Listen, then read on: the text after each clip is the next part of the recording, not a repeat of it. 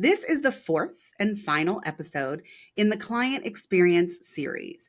And today we're talking about why using a proposal or a quote or a smart file, depending on your CRM, is the key to a smooth 5-minute booking process and how to make sure that it actually converts.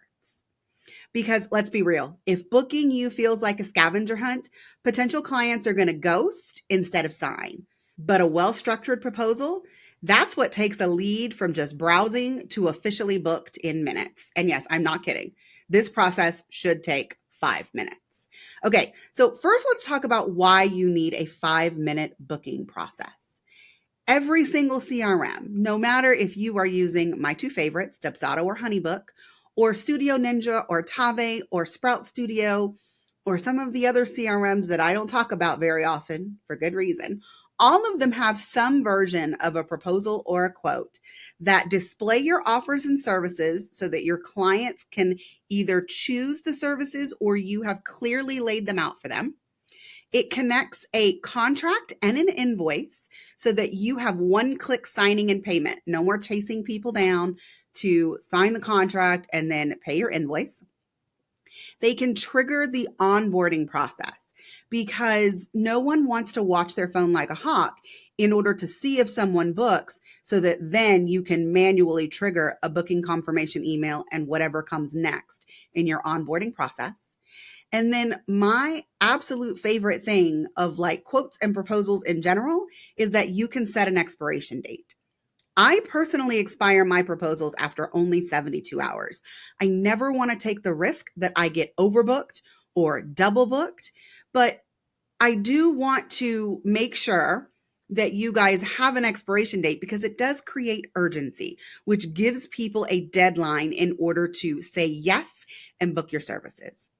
Now, if your CRM lets you automate the entire booking process in one step, there's no reason to be stuck in an endless email chain where you send the offer, they reply and say, okay, that's good. Then you send the contract, they send you back a signed, scanned PDF, which no one should be doing that in 2025 and beyond.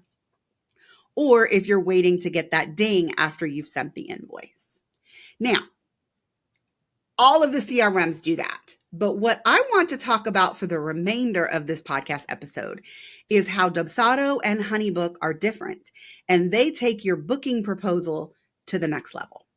So what separates a basic proposal, which is what I just talked about, from a highly converting proposal is that it is very on brand. Both of them allow you to add your own brand colors, your own brand fonts if they're available, add pictures, videos, and specifically these things. So first, we've got a strong header section. Your proposal needs to hook them immediately, just like your website does. If you've ever heard of the term above the fold, the same thing is true with your booking proposal. The image that you have at the top should immediately draw your lead into like, oh my gosh, yes, I want that for myself. You want to add a short message reinforcing why they need this experience now. For those of us that are family photographers, there is absolutely no urgency in what we do. Newborn photographers, wedding photographers, I mean, even brand photographers, if people are trying to get new images for their website where they've hired a designer and they have to get it to them by a deadline, all of them have urgency. Family photography is that thing that you can put off.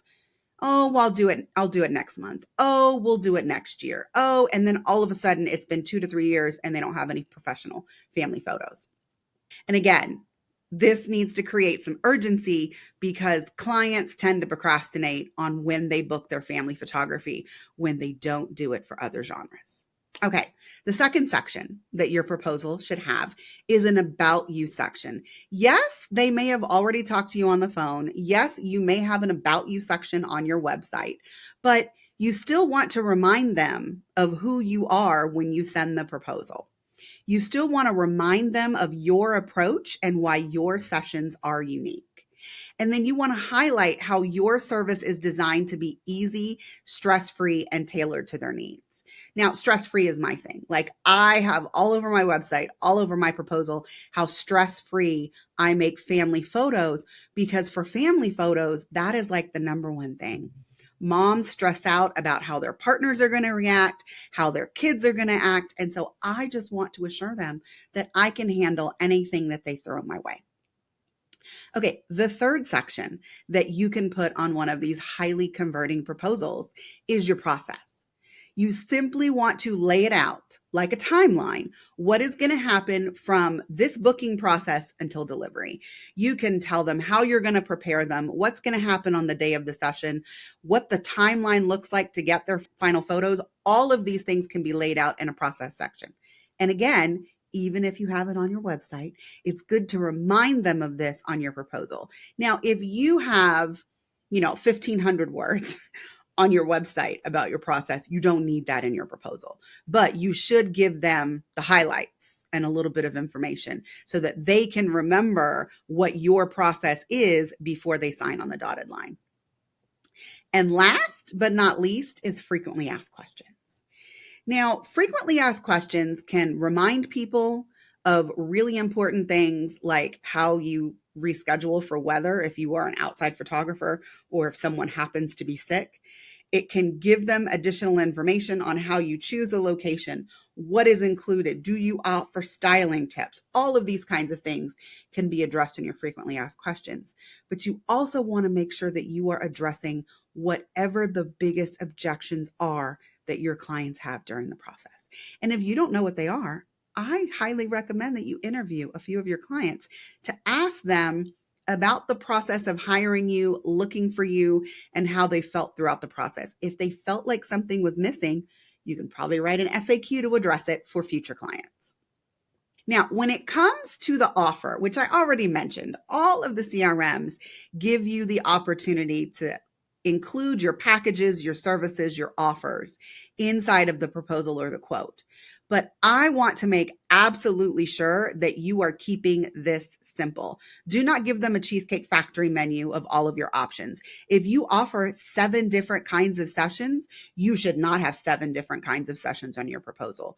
This is when you are trying to get them to make a decision, yes or no, are they going to book you? Not, oh my gosh, do we want this kind of session or this kind of session or this kind of session? You should have already narrowed it down based on the information that they gave you in their contact form, or if you are someone who does consultation calls, you could have gotten that information there. But keep it simple, guys. Now, I know that I first talked about what a basic proposal could look like, and then I highlighted why I love Dubsado and HoneyBook.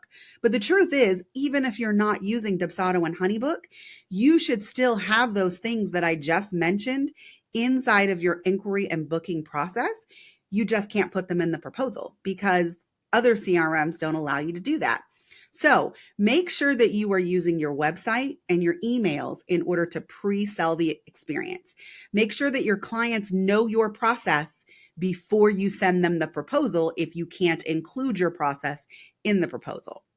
Have testimonies inside of some of your emails if you can't put them on your proposal. And again, FAQ section. Maybe you have an email that gives them the more specific FAQs related to booking instead of your general FAQs that you might have on your website. All right, friends. And that is how you turn a proposal into a highly converting booking machine. So once again, I want you to keep it easy. I want you to keep it clear. I want you to show your personality if you can. I want you to answer their questions up front and their objections throughout the proposal in the copy as well as the FAQs. And I want you to set a deadline. Now, if you're thinking, Coley, this sounds amazing, but I need an easy button. Guess what, guys? I have one-click proposal templates inside of the system shop for both Dubsado and HoneyBook. What that means for you is you purchase the proposal, you get an email, you click on it, and that proposal or smart file is directly loaded into your Dubsado and HoneyBook account within seconds. Now, how long does it actually take to customize one of my proposals? Well, if you already have your copy somewhere in a document or on your website where you're basically going to copy and paste, and you've already selected the images that you are going to use, and you already have your packages created inside of your CRM, y'all, we're talking about less than 30 minutes to customize one of these templates and have it ready to go for your next lead.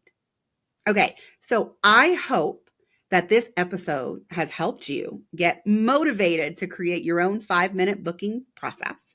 And if you are interested in the booking templates that I mentioned for Dubsado or HoneyBook, go to coleyjames.com/booking-template. All right, that's it for this episode and really for the client experience series. I hope it's been helpful. See you next time.